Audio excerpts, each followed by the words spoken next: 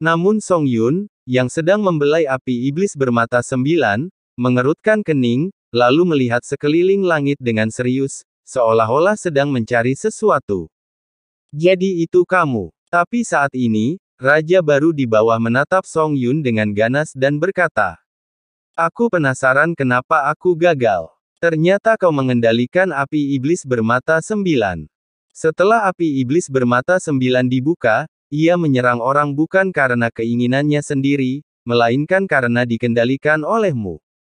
Jalan Raja Baru. Apa? Begitu kata-kata ini diucapkan, wajah banyak orang berubah drastis. Jika ini benar, maka sifat masalahnya benar-benar berbeda. Apakah ada kesalahpahaman? Kata kepala keluarga dari klan Huang Futian. Lagi pula, jika Song Yun tidak mengambil tindakan sekarang, Jie Mubai bisa saja memusnahkan mereka semua dengan monster humanoid di belakangnya. Bagaimana Song Yun bisa menyelamatkan dan menyakiti mereka di saat yang bersamaan? Ini aku. Namun Song Yun setuju. Mendengar ini, bahkan kepala keluarga Huang Futian tercengang. Untuk sesaat, ia sedikit bingung dengan Song Yun. Rasa dingin muncul di mata Chu Feng. Song Yun tidak peduli dengan reaksi orang lain, jadi dia mengarahkan pandangannya pada Chu Feng. "Saudara Chu Feng, ada apa dengan tatapan matamu itu? Apa kau mencoba membunuhku? Hanya karena aku menyakiti orang-orang itu? Apakah itu berarti mereka adalah temanmu, tetapi aku bukan?" Song Yun bertanya berulang kali, dia tampak sangat prihatin dengan sikap Chu Feng. "Mengapa kamu melakukan ini?" tanya Chu Feng. "Tidak apa-apa, aku hanya merasa kesal dengan orang-orang itu, terutama gadis itu." Song Yun memandang Xiao Yuer. "Kamu sudah dewasa, tapi masih saja memanggilku kakak. Sungguh menjijikkan, aku tidak tahan." Xiao Yuer tidak mengatakan apa-apa, namun ada rasa dingin di matanya. Tentu saja, bukan hanya Xiao Yuer, mata Xianhai Shaoyu juga menunjukkan niat membunuh. Yuer adalah adik kandungnya. Bercanda boleh saja, tapi kalau ada yang benar-benar menyakiti adiknya, dia akan melindunginya sekuat tenaga. Apa salahnya menelepon kakak? Saat Yuer bertemu saudaraku, dia masih anak kecil. Hubungan di antara mereka, kamu tidak tahu apa-apa tentang itu. Lagi pula, tidakkah kamu selalu memanggilku saudara? Sejujurnya, aku tidak jijik saat Yuer memanggilku kakak, tapi aku benar-benar jijik saat kau memanggilku kakak, karena yang paling aku, Wang Qiang, benci, adalah wanita yang licik. Wang Qiang langsung mengumpat. "Kamu gagap sekali, bicaramu saja tidak jelas, tapi berani membela orang lain. Awalnya, aku hanya ingin memberimu pelajaran, tapi sekarang aku berubah pikiran. Aku ingin nyawamu." Begitu Song Yun mengatakan ini, api iblis bermata 9 meraung, dan ukurannya sekali lagi berubah menjadi raksasa yang tingginya 10.000 meter. "Song Yun, apa yang akan kamu lakukan?" tanya Chu Feng dengan nada serius. "Saudara Chu Feng, apakah kamu sudah memahami hal ini dengan jelas? Formasi pengorbanan itu mustahil dipatahkan. Mereka semua akan mati. Tapi kau dan aku berbeda. Kita bisa pergi dari sini." Saat Song Yun mengatakan ini, dia mengepalkan telapak tangannya, dan sebuah benda yang mirip pedang bersinar muncul di tangannya, tetapi itu bukan pedang, tetapi lebih seperti kunci. Ia memegang benda itu di tangannya dan tiba-tiba menebasnya di belakang. Benda bercahaya itu berubah menjadi bilah cahaya dan melesat keluar. Saat berikutnya, sebuah gerbang muncul di langit. Gerbang ini sangat istimewa. Lebarnya hanya 100 meter, tetapi tingginya 10.000 meter. Disebut gerbang, tetapi lebih mirip tangga menuju langit. Tetapi begitu pintu ini keluar, pintu itu langsung terbuka, dan apa yang terpantul di dalam pintu adalah langit berbintang yang sangat terang dan energi surga dan bumi yang kaya. Rasanya seolah-olah ada dunia lain di balik pintu itu, tetapi itu adalah dunia nyata. Mungkinkah ini gerbang menuju surga? Semua orang menatap gerbang dengan kerinduan di hati mereka. Itu adalah panggilan dari lubuk jiwa mereka dan naluri seorang seniman bela diri. Mereka semua toh akan mati. Daripada mati begitu saja, lebih baik kita bagi warisannya antara kita. Song Yun berkata pada Chu Feng. Engkau telah membuka gerbang surga, masuklah, tetapi janganlah menyakiti mereka.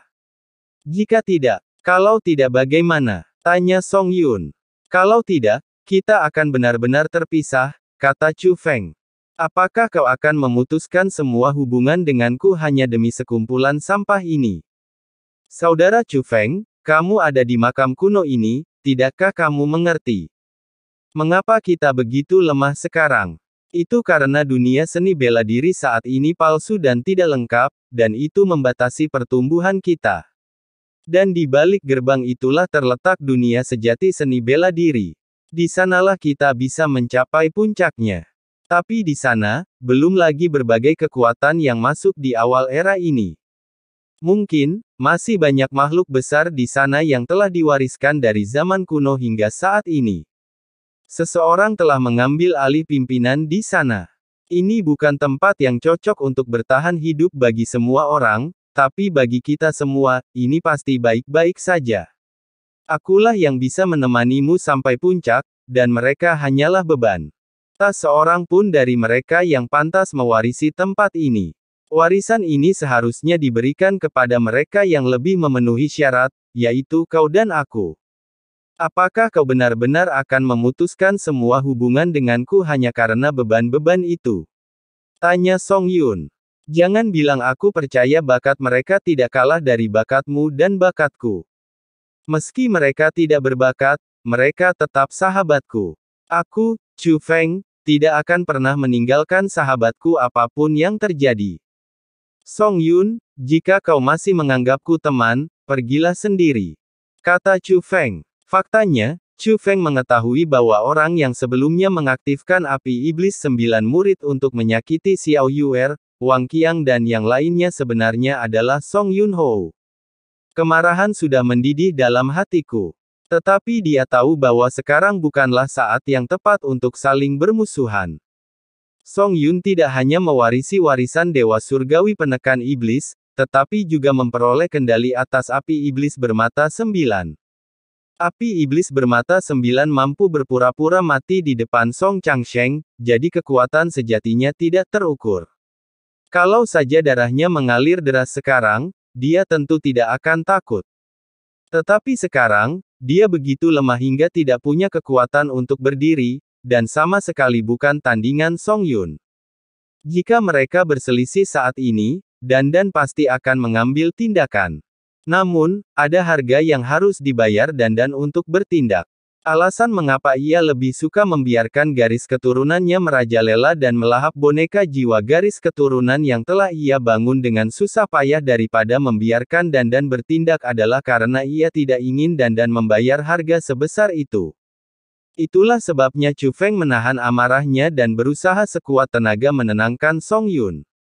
Pada saat ini, tidak bertarung dengan Song Yun adalah hasil terbaik. Saudara Chu Feng, maafkan aku karena tidak bisa mematuhi perintahmu. Saat Song Yun mengatakan ini, niat membunuh terpancar di matanya. Biarkan ratu ini memberinya pelajaran. Dandan juga memiliki niat membunuh di matanya. Dandan sangat menyukai Xiao Yuer, jadi dia tentu tidak akan menoleransi siapapun yang membunuh Xiao Yuer di depannya. Ledakan. Namun, pada saat ini, aura agung dari Chu Feng dan yang lainnya melesat langsung ke langit. Begitu aura itu muncul, aura itu tidak lebih lemah dari api iblis bermata 9. Itu Xian Meo Meo. Xian Miao Miao mengikuti api hijau ke langit dan membentuk konfrontasi dengan Song Yun. Meong Meong, kamu. Chu Feng melihat sekilas bahwa alasan mengapa peri Meo Meo dapat menampilkan kekuatan sekuat itu pasti terkait dengan aura hijau yang dilepaskannya. Itulah api kabut jiwa. Tidak hanya Chu Feng yang memiliki kartu truf, tetapi Xian Miao Miao juga memiliki kartu trufnya sendiri di bawah bimbingan Song Changsheng. Song Yun, jika kau tidak datang ke sini dan menerima warisan dari Yang Mulia Surgawi Pengendali Iblis, kau bahkan tidak akan memenuhi syarat untuk melawanku sekarang. Kami adalah beban. Kalau begitu, kamu bahkan tidak menjadi beban. Xian Miao Miao menatap Song Yun dengan dingin. Yo, Putri Meo Meo kita sedang marah. Katanya aku mengandalkan warisan dari Yang Mulia Surgawi Pengendali Iblis. Tetapi aku memperoleh warisan itu melalui kemampuanku sendiri. Dan kamu, jika kamu tidak cukup beruntung untuk bertemu dengan gurumu, apakah kamu akan berada di tempatmu saat ini? Itu api kabut jiwa yang ada padamu, kan? Tuanmu yang memberikannya, kan? Aku tidak yakin kau bisa mendapatkan persetujuan api kabut jiwa sendirian. Api kabut jiwa adalah kekuatan legendaris. Kau tidak layak mendapatkannya. Mengapa tidak memberikan kekuatan ini kepadaku? Song Yun selesai berbicara. Api iblis bermata 9 melepaskan bila api yang tajam. Ia tidak menyerang siapapun, melainkan menusuk langsung ke peri Meo Meo. Mendengus. Namun Xian Miao Miao mendengus dingin, dan api kabut jiwa di sekelilingnya menyerang balik bila energi dan api yang tajam itu. Keduanya saling terkait, dan api hitam benar-benar ditelan dan dilelehkan langsung oleh api kabut jiwa. Namun, ketika api kabut jiwa benar-benar mendekati api iblis bermata 9, api iblis bermata 9 meraung, dan api hitam yang agung menyembur keluar. Tabrakan energi hitam dan hijau membelah langit menjadi dua, membuatnya sulit menentukan pemenangnya. Melihat ini, Xian Miao Miao melakukan beberapa mantra sihir.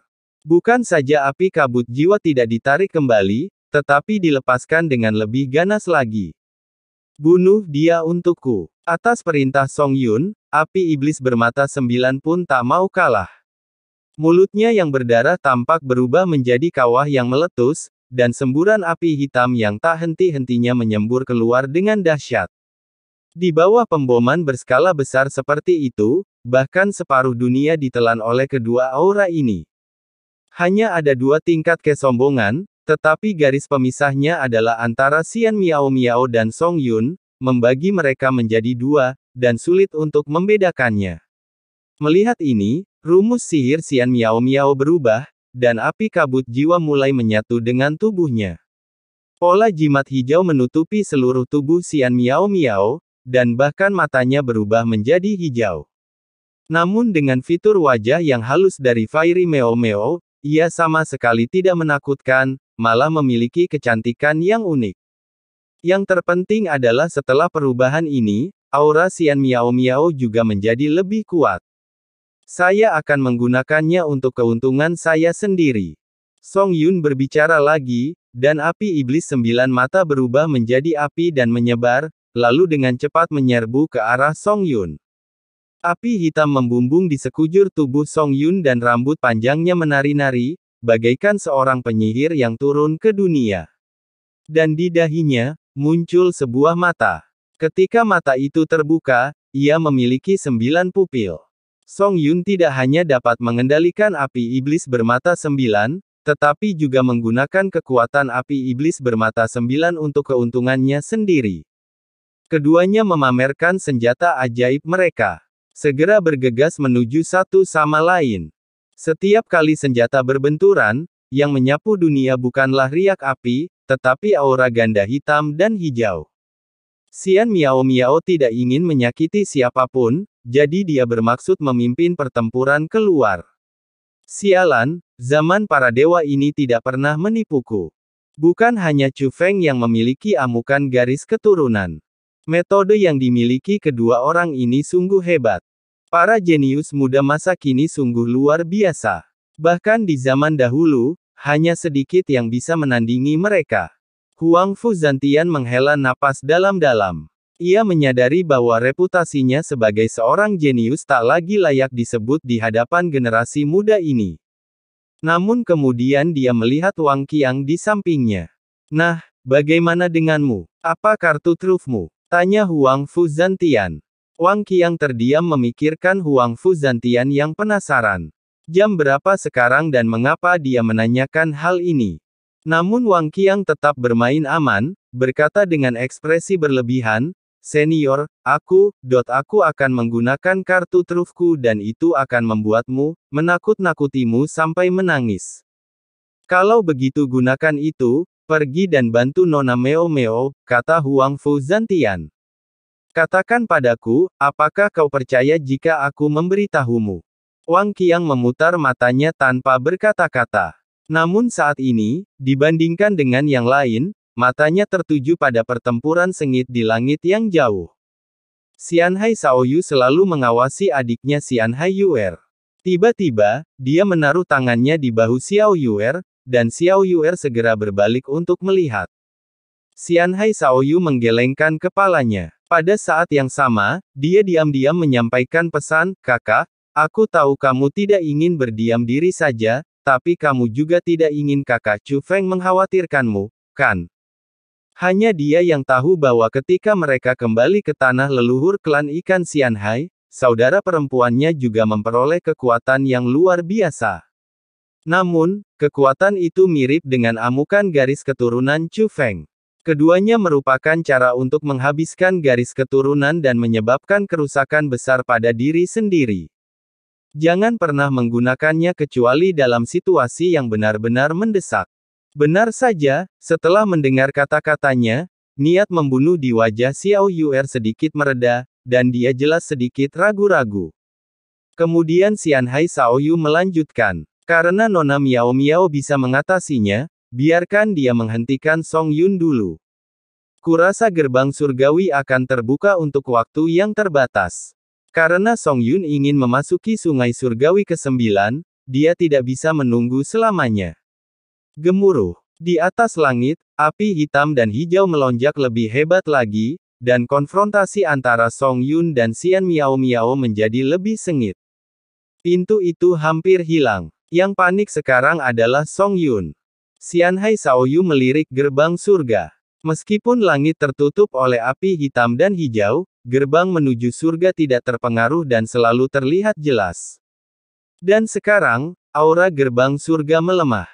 Hati-hati. Namun tiba-tiba terdengar suara meong peri dari langit. Pada saat yang sama, api hitam melesat langsung ke arah Chu Feng. Itu Song Yun. Dia menggunakan cara yang tidak diketahui untuk melepaskan diri dari keterikatan Xian Miao Miao. Terlebih lagi, pada saat ini, tangan kanan Song Yun memancarkan cahaya seperti bilah pisau yang tajam. Meskipun ringan, itu sangat aneh. Melihat ini, mata indah Xiao Yuer berubah, menjadi penuh warna dan sangat cemerlang. Aura yang kuat juga terpancar dari tubuhnya, yang sama sekali tidak lebih lemah dari Xian Miao Miao dan Song Yun. Tetapi pada saat ini, sebuah suara terdengar di telinga Xiao Yuer. "Serahkan ikan itu pada ratu ini." Saat suara itu bergema, sebuah gerbang roh dunia menghalangi jalan Chu Feng. Dandan sudah memegang sabit hitam dan menebas lengan Song Yun yang bercahaya. Engah. Darah berceceran saat pisau Dandan langsung memotong lengan kanan Song Yun. Namun Song Yun sedikit mengernyit, memperlihatkan sedikit rasa sakit, namun dia tidak menghindar, tetapi malah menjadi lebih cepat. Saat Dandan bereaksi, Song Yun sudah melewatinya dan mendekati Chu Feng. Ia menangkap lengan kanan yang terputus dengan tangan kirinya, dan dengan embusan ia menusukkan tangan kanan yang memancarkan cahaya aneh itu ke tubuh Chu Feng. Chu Feng. Pada saat ini, semua orang terkejut. Namun pada saat berikutnya, semua orang kembali tercengang. Bahkan sabit di tangan Dandan yang terangkat dan hendak memenggal kepala Song Yun tiba-tiba berhenti. Dandan berdiri di sana dengan linglung. Xian Miao Miao yang sudah menyusul tidak menyerang Song Yun lagi meski di tangannya ada senjata ajaib. Mereka terkejut saat mengetahui bahwa pada saat ini, cahaya aneh juga dilepaskan dari tubuh Chu Feng, yang sama dengan cahaya aneh dari tangan kanan Song Yun. Di bawah naungan cahaya aneh ini, tubuh lemah Chu Feng secara ajaib pulih dengan cepat.